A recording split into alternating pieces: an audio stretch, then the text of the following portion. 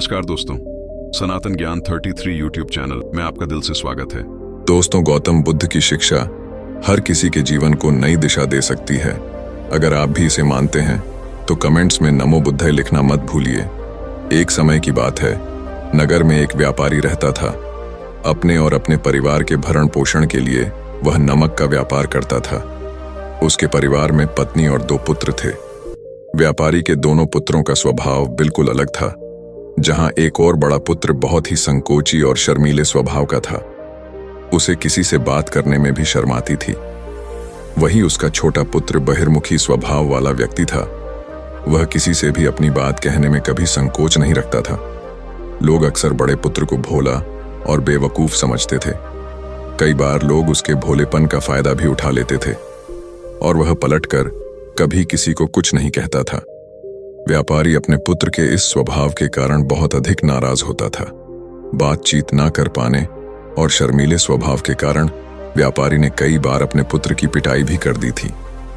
हालांकि इस वजह से उसके पुत्र का स्वभाव सुधरने के बजाय और भी खराब हो गया। बचपन से ही बड़ा पुत्र बेहद परेशान रहने लगा था। उसके अंदर आत्मविश्वास की कमी हो गई थी। परीक्षा में वह आते हुए प्रश्नों के उत्तर भी अपने डर के कारण नहीं लिख पाता था। इस कारण उसकी शिक्षा भी ठीक ढंग से नहीं हो पाई। बड़ा पुत्र जब युवावस्था को प्राप्त हुआ, तब व्यापारी ने उसे अपने साथ व्यापार में हाथ बटा को कहा। अपने पिता से डर के कारण वह व्यापार करने को तैयार हो गया, किंतु वह कई बार ऐसी गलतियां कर देता था जिससे व्यापारी बहुत अधिक नाराज हो जाता था। एक दिन व्यापारी किसी दूसरे काम के कारण शहर गया हुआ था।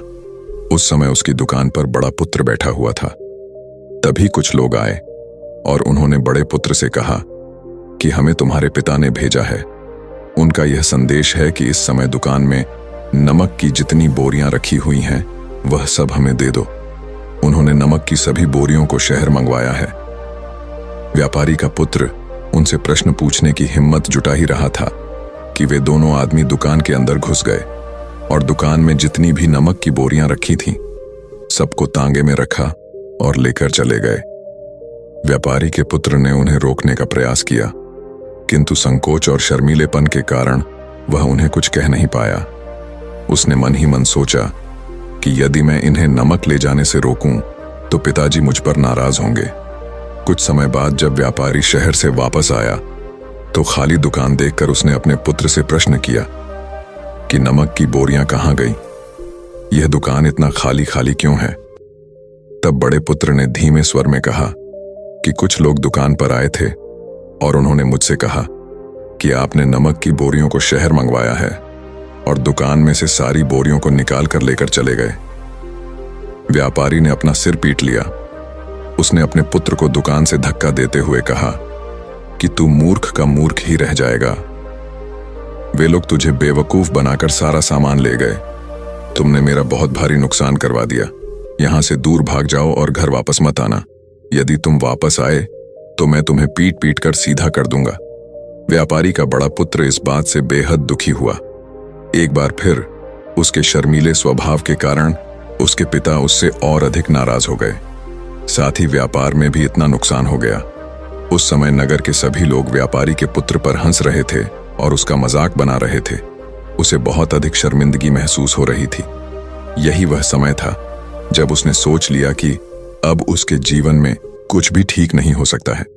वह सदैव मूर्ख का मूर्ख ही रह जाएगा और इस समाज में रह रहे लोगों के साथ कदम से कदम मिलाकर कभी नहीं चल पाएगा।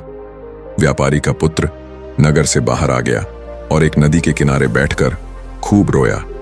गहरे पानी को देखकर उसके मन में विचार आया कि अब उसके जीवित रहने का कोई फायदा नहीं है। उसने सोच लिया कि आज वह इस नदी में डूबकर अपने आप को समाप्त कर लेगा। असफल जीवन जीने से अच्छा है कि वह स्वयं को समाप्त कर ले। उसने जैसे ही नदी में छलांग लगाई, एक बौद्ध भिक्षु ने उसे बचा लिया और नदी से बाहर निकाल कर ले आए। व्यापारी का पुत्र बौद्ध भिक्षु पर नाराज होने लगा और कहने लगा कि तुमने मुझे क्यों बचाया? मैं इस असफल जीवन को जीना नहीं चाहता।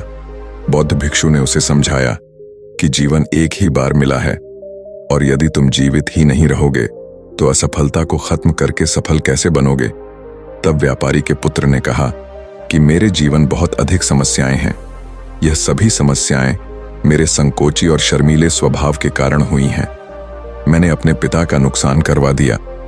मैं एक अच्छा पुत्र नहीं हूं। अपने स्वभाव के कारण मैं शिक्षा ग्रहण भी नहीं कर सका। यह सारा संसार मुझे मूर्ख समझता है। क्या किसी मूर्ख को इस संसार में जीने का अधिकार है? तब बौद्ध भिक्षु ने कहा कि तुम्हारे इस प्रश्न का उत्तर तो मेरे गुरु ही देंगे। चलो मैं तुम्हें मेरे गुरु से मिलवाऊं। व्यापारी के पुत्र ने कहा कि वह किसी से बात नहीं करना चाहता। आज वह अपना जीवन समाप्त कर लेगा। किंतु बौद्ध भिक्षु के बार बार समझाने के बाद वह उनके साथ जाने और उनके गुरु से मिलने के लिए तैयार हो गया। बौद्ध भिक्षु व्यापारी के पुत्र को आश्रम की ओर लेकर गए। वहां पर व्यापारी के पुत्र ने देखा कि एक व्यक्ति पेड़ के नीचे ध्यान मग्न बैठे हुए हैं। तभी बौद्ध भिक्षु ने कहा कि यह हमारे गुरु गौतम बुद्ध हैं। दोनों ने गौतम बुद्ध को प्रणाम किया। वह युवक वहीं पर बैठ गया और गौतम बुद्ध को देखकर रोने लगा। गौतम बुद्ध ने उससे उसके रोने का कारण पूछा। तब उसने कहा कि अब आप ही मेरी आखिरी उम्मीद है। यदि आप मेरी समस्या का समाधान नहीं करेंगे तो मेरा यह जीवन समाप्त हो जाएगा। गौतम बुद्ध ने व्यापारी के पुत्र से उसकी समस्या के बारे में पूछा। तब उसने बताया कि किस प्रकार वह बच से ही शर्मीले और अंतर्मुखी स्वभाव का है। गौतम बुद्ध ने व्यापारी के पुत्र से उसकी समस्या के बारे में पूछा। तब उसने बताया कि किस प्रकार वह बच से ही शर्मीले और अंतर्मुखी स्वभाव का है। इस कारण लोग उसी से मूर्ख समझ लेते हैं और उसके पिता भी उससे प्रेम नहीं करते। तब गौतम बुद्ध ने युवक को शांत कराते हुए कहा कि मेरे पास तुम्हारी समस्या का समाधान है। तुम्हारा जीवन बहुत ही आसान हो सकता है। तब युवक ने कहा कि क्या सचमुच ऐसा हो सकता है? आप बहुत ही महान व्यक्तित्व प्रतीत होते हैं। आपके तो कई शिष्य हैं। हे गुरुदेव, मैं भी आपका शिष्य बनना चाहता हूं। क्या आप मुझे अपने शिष्य के रूप में स्वीकार करेंगे? गौतम बुद्ध ने कहा कि हाँ, अवश्य। युवक ने कहा कि ठीक है गुरुदेव, अब मुझे वह उपाय बताइए जिससे कि मेरा जीवन बदल जाए। गौतम बुद्ध बोले, किंतु उससे पहले तुम्हें मेरे कुछ महत्वपूर्ण कार्य करने होंगे।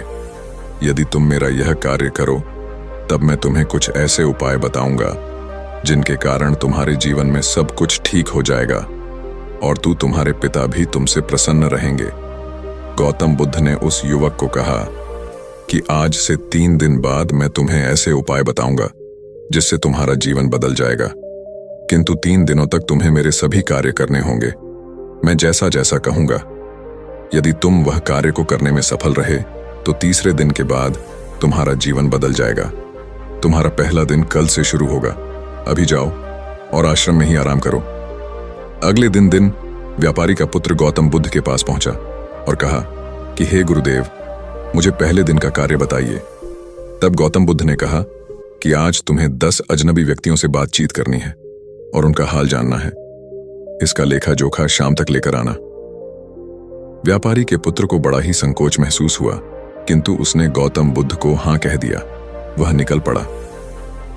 10 अजनबी लोगों से बातचीत करने शुरू में उसे बहुत अधिक संकोच हुआ। कई लोग तो डांट कर भगा देते थे। उसके सामने अपना जीवन बदलने का यही एक उपाय था। आखिरकार कोशिश करते हुए उसने 10 अजनबी लोगों के नाम और उनके व्यापार का लेखा जोखा प्राप्त कर लिया। शाम को जब वह गौतम बुद्ध के पास पहुंचा तो प्रसन्नता के साथ उसने गौतम बुद्ध को बताया कि आज का कार्य उसने सही ढंग से पूरा कर लिया है। कुछ लोग तो उसके मित्र भी बन गए हैं। दूसरे दिन फिर वह युवक गौतम बुद्ध के पास पहुंचा। तब गौतम बुद्ध ने कहा कि आज का कार्य है, तुम आश्रम में रह रहे 10 शिष्यों को संबोधित करते हुए उन्हें जल के उपयोग के विषय में पढ़ाओ। गौतम बुद्ध की बात सुनकर व्यापारी का पुत्र हक्का बक्का रह गया। उसने कहा कि आप मुझसे किस प्रकार का कार्य करवा रहे हैं? मैं अपनी शिक्षा ठीक से पूरी नहीं कर पाया हूं। मैं यह कार्य नहीं कर पाऊंगा। तब गौतम बुद्ध ने कहा कि ठीक है, तब मैं तुम्हें उपाय भी नहीं बताऊंगा। व्यापारी के पुत्र ने प्रार्थना करते हुए कहा कि आप जानते हैं, मेरी शिक्षा अधूरी है, फिर मैं किस प्रकार बालकों को शिक्षा दे सकता हूं? गौतम बुद्ध ने मुस्कुराते हुए कहा कि यहां सिर्फ मैं जानता हूं कि तुम्हारी शिक्षा अधूरी है, वे बालक नहीं जानते। तुम रोज अपने जीवन में जल का उपयोग करते हो, यही सब बातें जाकर उन बालकों को बतानी है। आखिरकार व्यापारी के पुत्र के पास कोई रास्ता नहीं बचा। हिम्मत जुटाकर वह उन बालकों के पास पहुंच गया। शुरू में तो उसके हाथ पैर कांप पर रहे थे, किंतु आखिरकार उसने जल की विशेषताओं के बारे में बताना प्रारंभ कर दिया। उसने बालकों को जल की 5 विशेषताएं बताई और जल्दी से वहां से भाग आया। गौतम बुद्ध के पास आकर उसने कहा कि बहुत अधिक डर लग रहा था, किंतु मैंने बालकों को जल की 5 विशेषताएं बता दी हैं। गौतम बुद्ध ने कहा कि जो एक बार फिर कोशिश करके आओ। व्यापारी का पुत्र ने एक बार फिर हिम्मत जुटाई और बालकों को जल के विषय में पढ़ाना शुरू किया। इस बार व्यापारी के पुत्र को बिल्कुल डर नहीं लग रहा था। पूरे आत्मविश्वास के साथ बालकों को शिक्षा दी। तब गौतम बुद्ध ने युवक की प्रशंसा करते हुए कहा कि तुम अवश्य ही साहसी हो। गौतम बुद्ध से शाबाशी सुनकर वह युवक बहुत अधिक प्रसन्न हुआ। युवक तीसरे दिन जब गौतम बुद्ध के पास आया तो गौतम बुद्ध ने उससे कहा कि आज का कार्य तुम्हें थोड़ा अजीब लग सकता है, किंतु आज तुम्हें अपने पिता से मिलने जाना है। गौतम बुद्ध की यह बात सुनकर वह युवक बहुत अधिक डर गया। उसने कहा कि नहीं नहीं, मैं अपने पिता के सामने नहीं जाऊंगा। गौतम बुद्ध ने कहा कि ठीक है, तब मैं तुम्हें उपाय भी नहीं बताऊंगा। आखिरकार उस युवक को गौतम बुद्ध की बात माननी पड़ी। गौतम बुद्ध ने उसे समझाया कि अपने पिता के पास जाकर उनसे क्षमा मांगना और कहना कि तुम्हें एक और अवसर दे ताकि तुम स्वयं को बुद्धिमान साबित कर सको। उसे युवक ने बड़ी हिम्मत के साथ अपने पिता का सामना किया और उनसे क्षमा मांगी। आखिरकार व्यापारी ने अपने पुत्र को क्षमा कर दिया और उसे दूसरा अवसर देने के लिए तैयार हो गए। व्यापारी का पुत्र गौतम बुद्ध के पास आया और उसने जब उपाय के बारे में जानना चाहा, तब गौतम बुद्ध ने कहा कि तुमने स्वयं ही अपना उपाय खोज लिया है। तुम किसी से बात नहीं कर पाते थे, शर्मीले थे, सब कुछ तुम्हारे मन में बैठा हुआ डर था। हम कितने आत्मविश्वास हैं, कितने शर्मीले हैं और हमारे अंदर कितना डर है, यह सिर्फ हमें पता होता है। बाहरी दुनिया में किसी को नहीं पता होता है। बाहरी दुनिया में हम स्वयं को जिस प्रकार का दिखाते हैं, लोग हमें इस प्रकार का समझते हैं।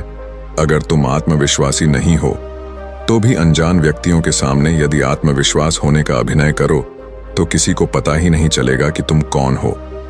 वह युवक समझ चुका था कि गौतम बुद्ध उसे क्या बताना चाह रहे हैं। गौतम बुद्ध को धन्यवाद किया और उनसे वादा किया कि वह जीवन में सफल होकर दिखाएगा।